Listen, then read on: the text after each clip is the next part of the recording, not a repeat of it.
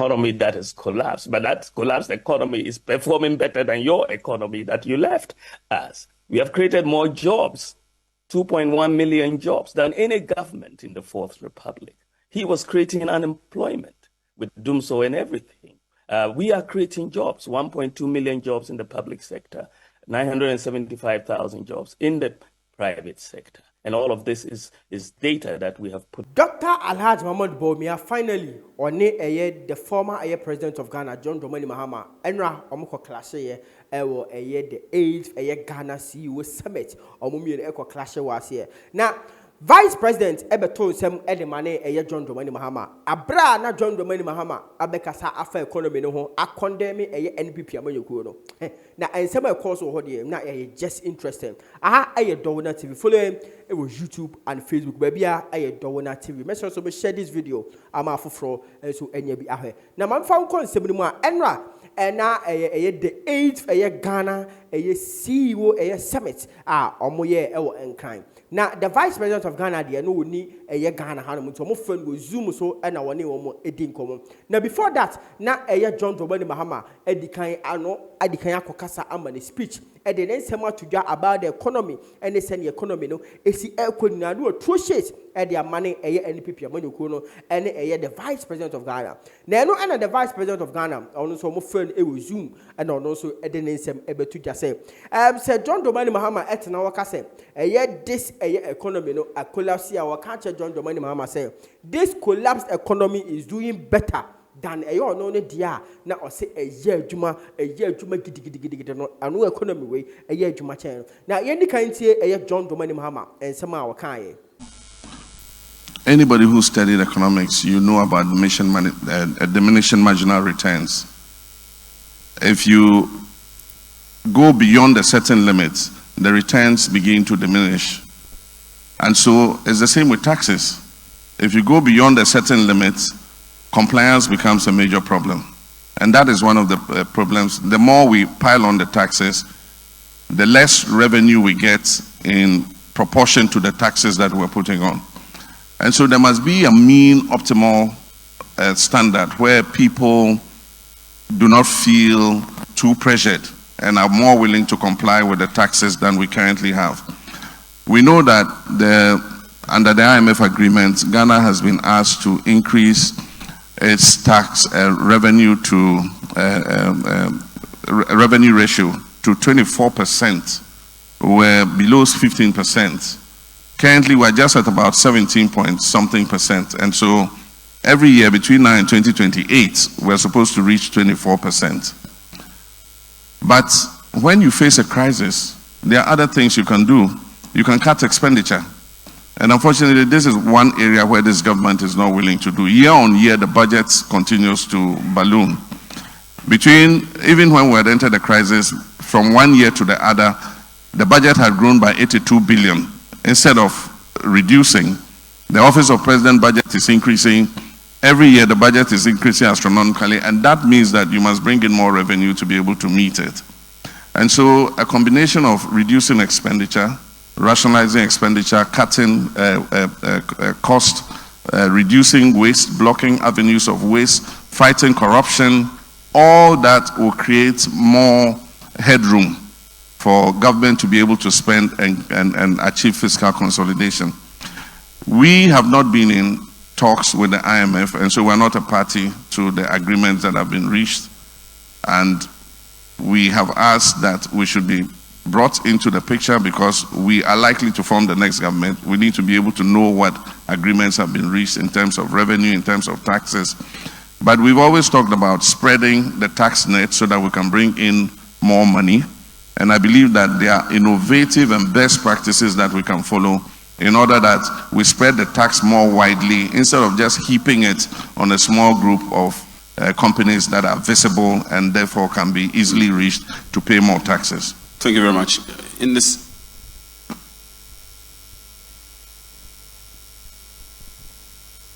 sound, please. Mr. Moderator, please pardon me. We have breaking news. I have just received a WhatsApp message from His Excellency the Vice President. It reads as follows. Jerry, let the moderator know I have listened patiently to the submissions by my brother. I am ready and poised to respond to him boot for boot. I ask that he stays and listens to my responses as I have done for his. Ladies and gentlemen, it's official. The presidential debate starts right here. Mr. Moderator, you have 12 minutes to wrap up, and then we hear from the Vice President. Okay. Your Excellency, the Vice President, you are appropriately recognized. We'll proceed with our conversation. May I have your attention at this stage? So, Mr. Former President, you indicated the fact that you also would like to deal with the issue of unemployment, to have more people employed. And the youth unemployment, graduate unemployment is a major problem of Ghana.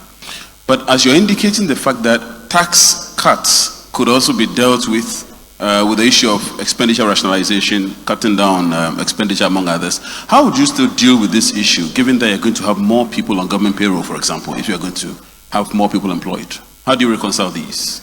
Well, my thinking is that the private sector... Your attention, please. The private sector must be given more space to operate. There's a limit to how many people the public sector can employ. As at the last count, I think that of a population of 30 million, we have a total public sector employment of about 700,000, less than a million. And so, rather than continue to pay lip service to the private sector being the engine of growth, I do think that more solid measures must be put in to create the space for the private sector to grow. And it's only then that space can be created for more young people to be employed. And that's why we're saying that we must explore other areas where we can create opportunities for growth. In agriculture and agribusiness, we've not taken full advantage of the potential we have. We have sun, we have water, we have land, but we come up with policies that only look at expansion of agricultural production without looking at the processing and marketing end of it. So the farmers are given subsidized fertilizers. We even give farmers subsidized tractors when they don't even know how to service and maintain those tractors. So in 2 years, the tractors are broken down. And that's why we're saying, create a better mechanism for reaching the farmers and targeting them with the subsidies you want to give them. And that's why we say every district must have a farmer service center. Every farmer must register with the center. And any support that government is going to give to the agricultural sector will be done through the farmer service centers. The farmer service centers will be run by the private sector. They will be trained to manage those sectors. They will give mechanization services, improve seeds, fertilizer, and so on and so forth to the farmer. When the farmer has sold his products, he will come and pay for the cost of it before he gets support the following year. Right. And so there will be an incentive for them to pay back. We're going to create agro-processing zones in every region. Every region has a comparative advantage in certain crops. You go to Bono and Bono East, and there's cashew nuts everywhere.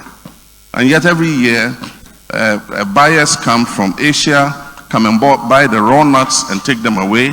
And so I would have thought that in setting up agricultural processing zones, we would put the nucleus of cashew processing in Bono and Bono East to be able to mop up the cashew nuts from the farmers, give them a better price, and be able to export it as finished product. You go to other parts of the country, there's ginger. All the farmers are engaged in ginger processing. There's a demand for ginger powder, ginger oil, and so many other things. So if we put processing zones in the regions and target the specialized comparative advantage that they have, we should be able to create more employment opportunities for our young people. Thank you, Your Excellency. My next question has to do with the issue of Ghana's competitive advantage under the AFTA. You mentioned the AfCFTA, but many countries that do well in respect of trade zones like this tend to set themselves up as centers of excellence. So we may become noted for a particular thing. So for a particular product, Ghana is the center of excellence, and therefore we dominate the market area in that respect. Do you have any such plans for the AfCFTA in terms of making Ghana and the industries of Ghana competitive, particularly from the standpoint of having a center of excellence? The African Continental Free Trade Area affords us the opportunity to export into each other's markets tariff-free. One of the major constraints to export in each other's markets is that we don't even know what products are available in production.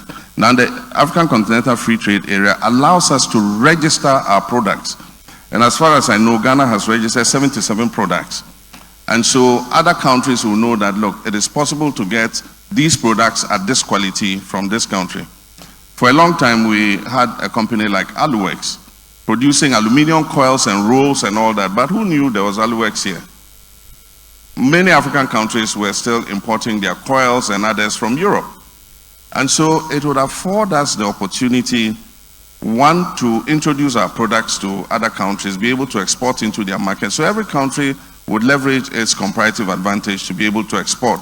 And so I didn't think that we should concentrate on just one commodity as a little basket of commodities. We should market whatever it is we have the opportunity to be able to export into each other's countries. In the interest of time, I have last two questions. Question number one, corruption was an issue then, during your administration, rightfully or wrongfully, perceptually or reality, it was a topic.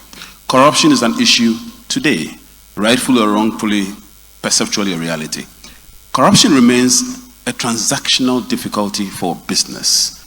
It increases their transaction costs overall. How do you intend to change your policy paradigm in terms of combating corruption from your former administration and your prospective administration, hopefully prospective administration, if you're successful at the polls? How do you intend to combat corruption and do something differently from what you used to do?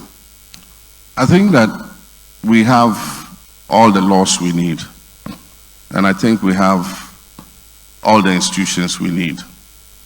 The major hindrance in the fight against corruption has been allowing the institutions unfettered access to be able to deal with corruption. And I'm talking about political interference in the work of these institutions. We have the IOCO, we have the CID, we have the police service, we have TRAJ. Recently we have the Office of Special Prosecutor, we have the Auditor General. And we've seen situations under this administration where when occupants of this office have tried to assert themselves in terms of investigations, they are edged out. The Auditor General is an example. Independent institutions like the EC trying to do their work, procurement breaches are used as a baton to hit them on the head and edge them out. Recently, a petition against the Special Prosecutor is also threatening to edge out the Special Prosecutor. When we do things like this, we do not show any commitment to the fight against corruption. It needs the political will to do it. And I must say that we have one more chance to prove ourselves. Any new government that comes, that continues on this trajectory, would threaten our democracy, because really our people are getting tired and fed up and losing faith in our democracy, because you meet a lot of young people and they say, I don't even see the need to vote, because year in and year out I vote, I don't see any improvement in my economic prospects. And so this is our last opportunity. Any government that comes 7th January 2025 must be seen to be making a difference, both in terms of providing opportunities to our young people and in the fight against corruption and graft. And so we must take it seriously. Give the institutions the opportunity to fight corruption, not only regime, post-regime accountability, because that's the easiest thing to do. Prosecuting your political opponents is the easiest test of the fight against corruption. The biggest test is when you have to prosecute your own people. And so it must have no face for political parties. As you hold the outgoing government to account, if people fall astray the same way, you must be able to have the courage to let the agencies go ahead and investigate them and sanction them if they have to. Finally, you have your advertised policy flagship, the 24-hour economy. What does that mean for business? What are the bolts and nuts of the 24-hour economy in terms of business transformation, in terms of the overall economic development of Ghana? There's an obligation on the public sector, that is government, and then there's an obligation on the private sector. The private sector will be the main driver, and nobody is going to come and force you and say, add on additional shifts.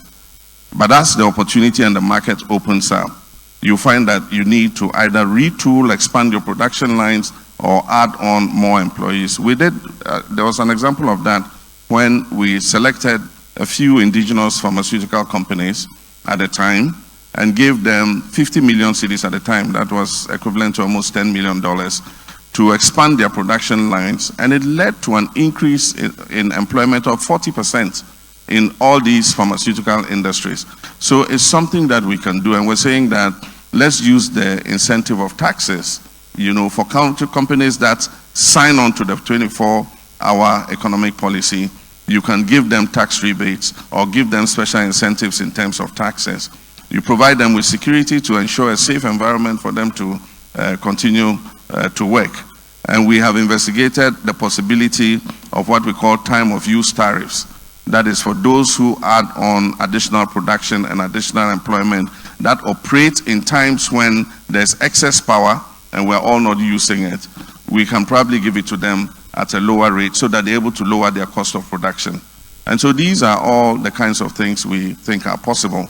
And it will mainly be the private sector, but the public sector also has to create the opportunity for them to work. For instance, there's no reason why on Saturdays and Sundays we cannot clear our goods from the port. The port is working, the ships are coming in, they are being offloaded, but there's no bank in the port on Saturday and Sundays working for you to be able to pay your duties and levies.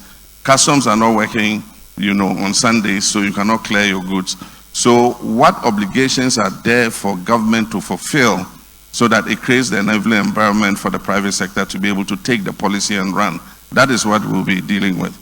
It's no name some John Dowona Mahama I can about the economy and no side so say Ghana no Eric Kamia say as a ubia a fed up with politics and the parties and seminal. Now say the next government no say well to me anya bibi papa e be affect the political parties say what Ghana mem hanu enyina. Now yam go tie ensema the vice president of Ghana Dr. Alhaji Bawumia or also Edibetu Dwa the money John Dramani Mahama. That's that. Fantastic. Let's hear what the vice president is saying. And as you heard from Mr. Nono, he's not in the premises, but he will be coming to us via video conferencing.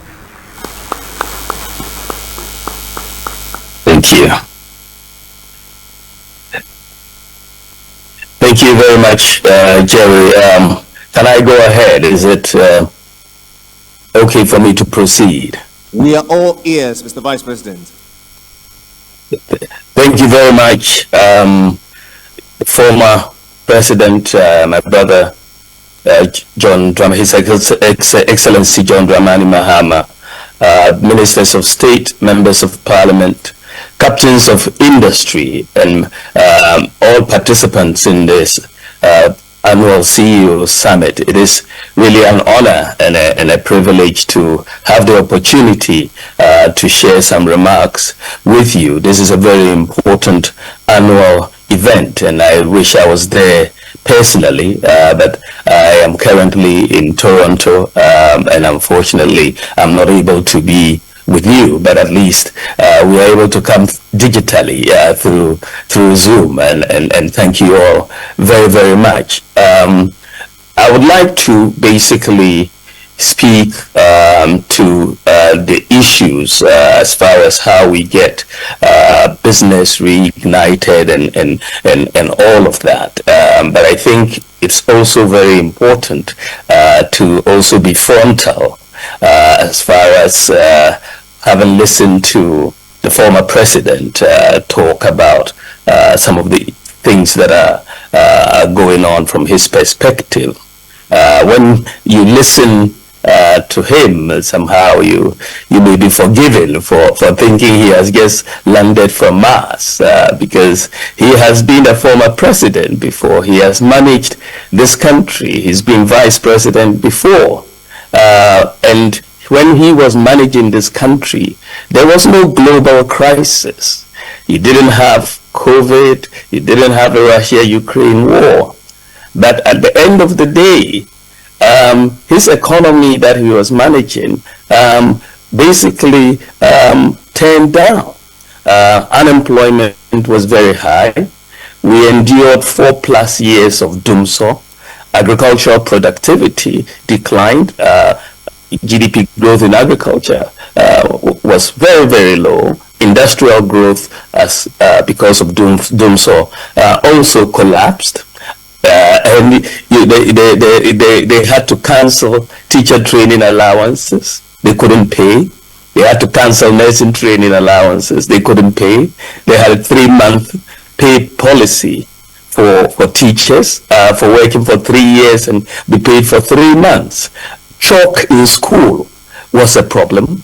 Many parents were not able to educate their children because they couldn't afford senior high school education, and the government could not.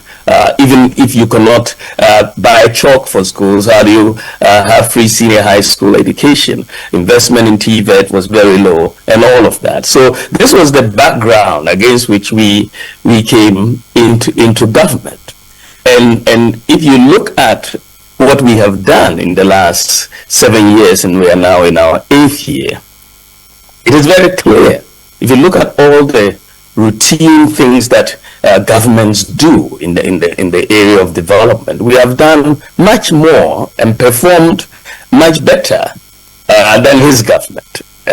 With all due respect, we have. If you look at the agricultural sector, for example, the growth rate in agriculture is twice what he left. Even in the presence of this crisis, we're doing about a 6% average growth rate in agriculture over and he left us with about 2 point something percent. So it's industry, we are doing better than what he left. So you are talking about an economy that has collapsed, but that collapsed economy is performing better than your economy that you left us. We have created more jobs, 2.1 million jobs, than any government in the Fourth Republic.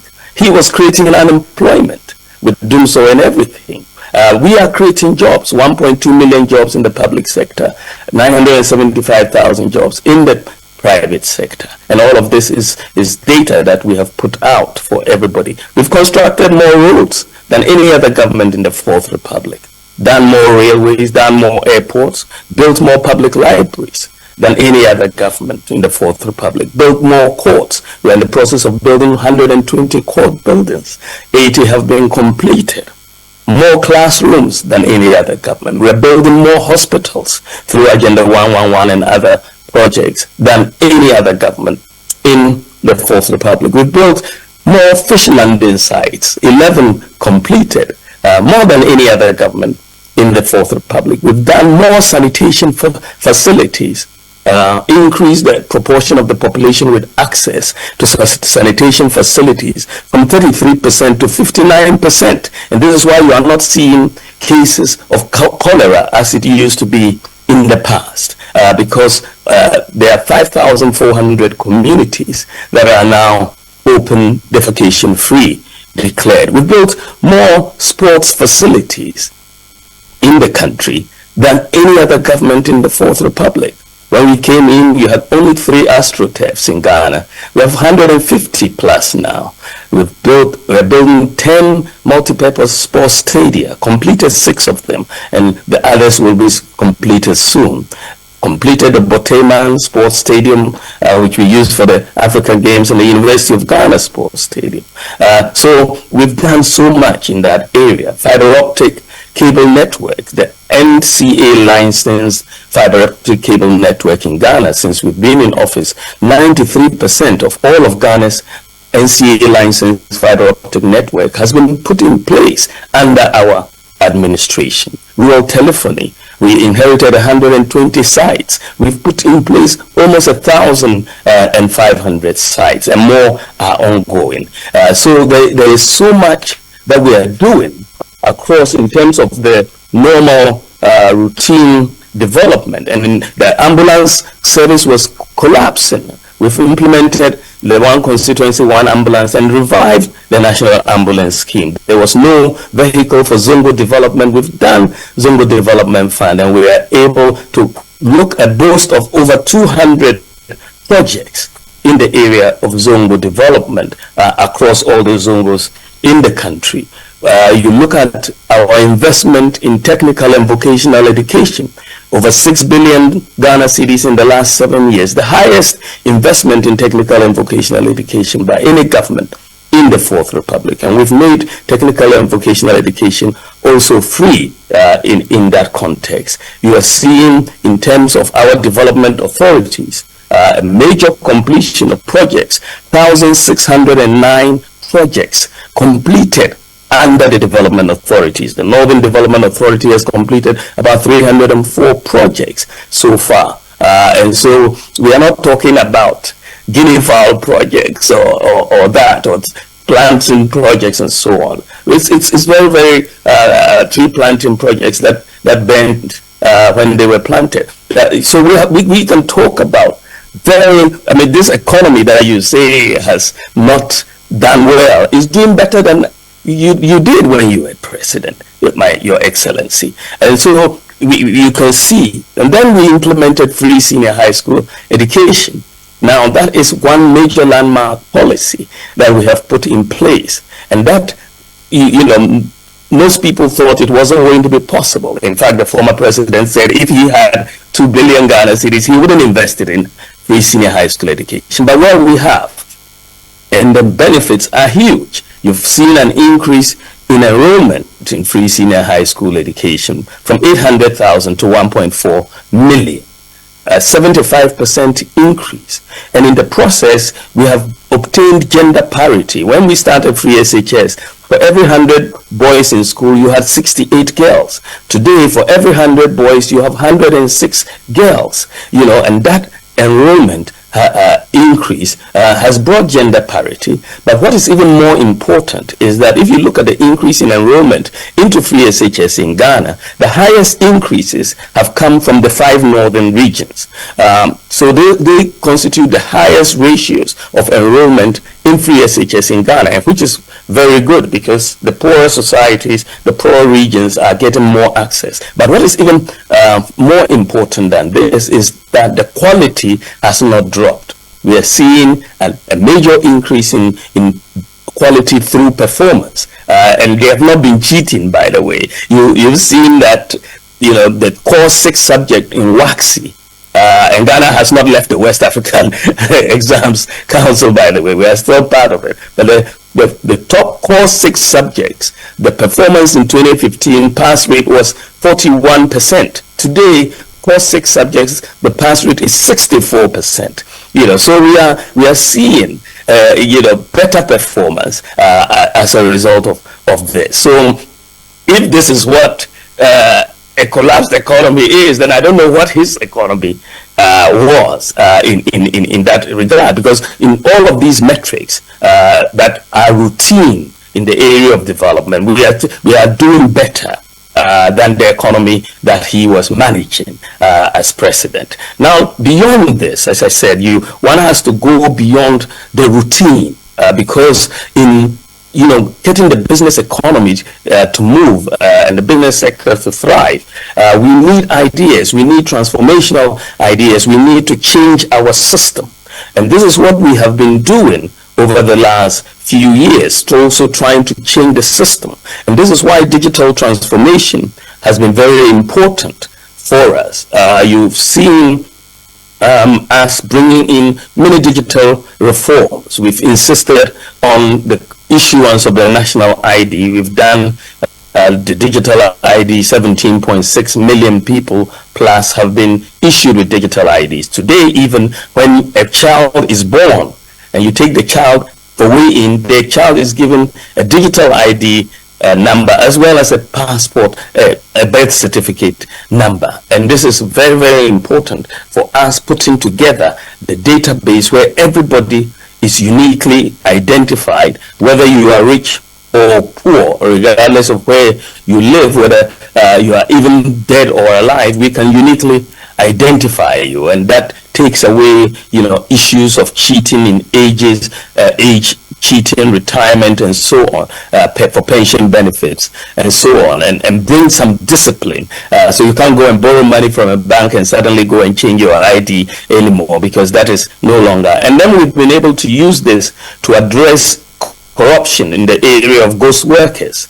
This is a very categorical way that we've addressed the ghost worker issue, because we are linking every worker to their fingerprints, the Ghana card.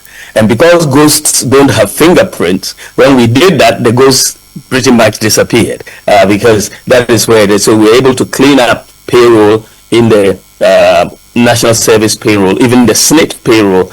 We got a 19,000 people off the pension list, and also we control an accountant general, and we are saving hundreds of millions of cedis as a result of the change that we brought in. Now, we didn't have an address system in Ghana. This is a problem for business, a problem for us generally. Now we've introduced a digital address system, which is working very, very well in Ghana. Every part of Ghana has a digital address. We've also then moved on to make sure we have financial inclusion. And this is why we introduced mobile money interoperability, not just between the telcos, but between the telcos and the banks. And so we've been able, and Ghana was the first country on the African continent to have mobile money interoperability. And as a result, we have the fastest growing mobile money market in Africa. When we came in, mobile money transactions were 78.5 billion. Today, mobile money transactions are 1.9 trillion. And Ghana today is the #1 country in the whole of Africa in terms of access to financial inclusion. #1 in Africa. And this is because we are doing, we've done a lot in the area of mobile money interoperability. And we are leading the continent in this area. So we've also moved very quickly to digitalize operations in many of our public services so that we can reduce corruption and increase efficiency. So if you look at the passport office, we've digitalized the operations there, digitalized the operations at the ports with paperless ports, at the DVLA, implemented the motor insurance database. Today you can check motor insurance just by dialing a USSD code. Today you can buy motor insurance on your mobile phone without having to go and queue and do everything. We are digitalizing the births and deaths registry similarly across, and we are doing the Ghana.gov platform. Is a major policy that we have implemented. You have about 1,517 MMDAs, and we have been able to onboard onto one platform, the Ghana.gov platform, 1,507 MMDAs. So 99% of all the MMDAs are now on the Ghana.gov platform, and you can go there and ask for a service or pay for a service for those who are receiving payments and so on. We're just left with 10 more, which we are hoping to get done before the end of this year, so that all the MMDAs will be on the Ghana.gov platform, and that protects leakages, because therefore you are not going to, under the Ghana.gov platform, you don't use cash to pay.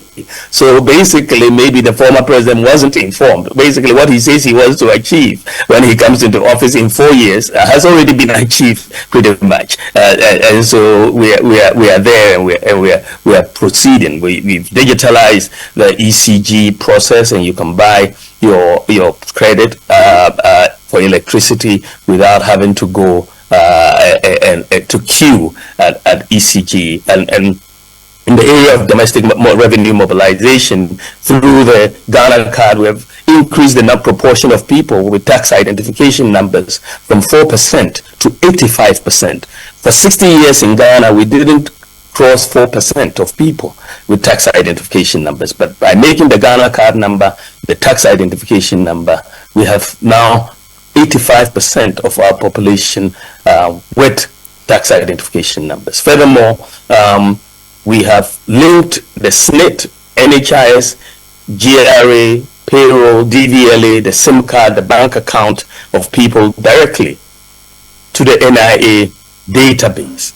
And that is really something that is going to help us. And when we are talking about artificial intelligence and all of that, artificial intelligence can only work if data exists. And so the integration of these databases that we're seeing across the country is very, very critical in terms of what we are doing. We've digitalized the tax filing process and so on. Even in the health sector, one of the things that we have done in the area of the e-health is to make sure that we network the hospitals and digitalize patient records.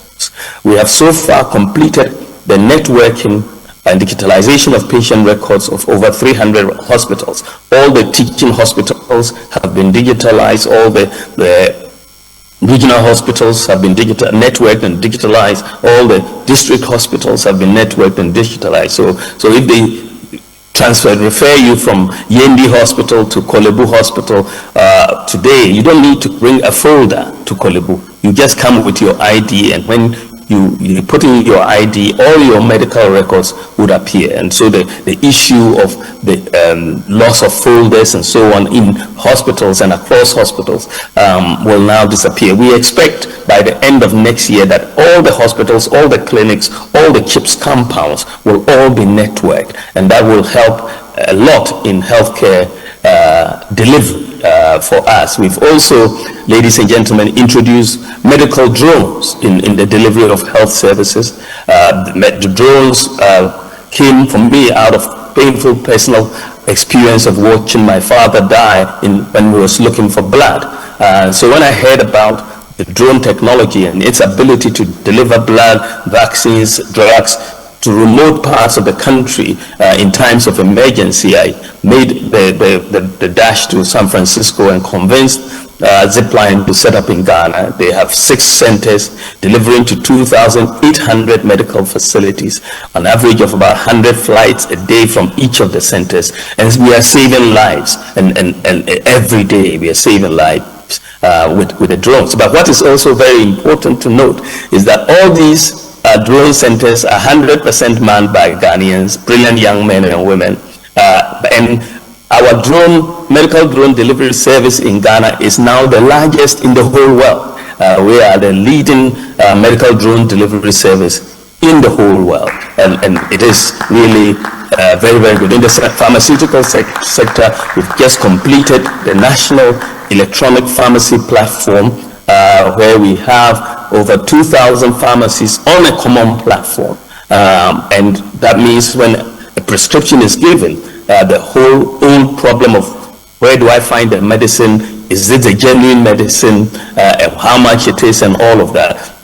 The National E-Pharmacy Platform allows you to upload your prescription, find out exactly where which pharmacy near you has the drugs, and because we have linked it with the FDA, the Food and Drugs Administration, you know that it is certified, that it is not a fake drug, and all of that. So this is, again, I believe we are one of the first, if not the first on the continent, to have the National E-Pharmacy Platform. So those are the sort of things that we've been doing in the area of the digital space to help the business environment. And I now want to head on to my vision in terms of what I want to see. Vice President, you should see the cheer and excitement here. But all of us have 2 questions, 2 important questions we want to ask before you wrap it up with your vision. Our resource person, Professor Ernest Kofi-Abochi, will speak on our behalf. He will walk you through those 2 important questions, and then you have the floor to respond. Thank you very much. And thank you very much, Your Excellency, the Vice President of the Republic. I must say that when the CEO Network invited the former President and the Vice President, we underestimated the effect of the election year. And so we thought there would be some friendship today, but clearly we've seen it for ourselves. So there is a lot of friendship, but there is truth and honesty. Thank you very much, Your Excellency. 2 questions, 2 quick questions. The former president spoke about expenditure rationalization. And in that regard, among others, he spoke about the size of government. What is your take on the size of government as you potentially come into office? Do you intend to maintain the current status? Yeah, go ahead. I have made my views on this very clear.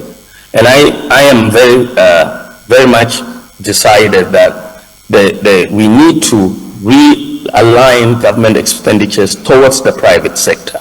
My view is that government tries to do too much.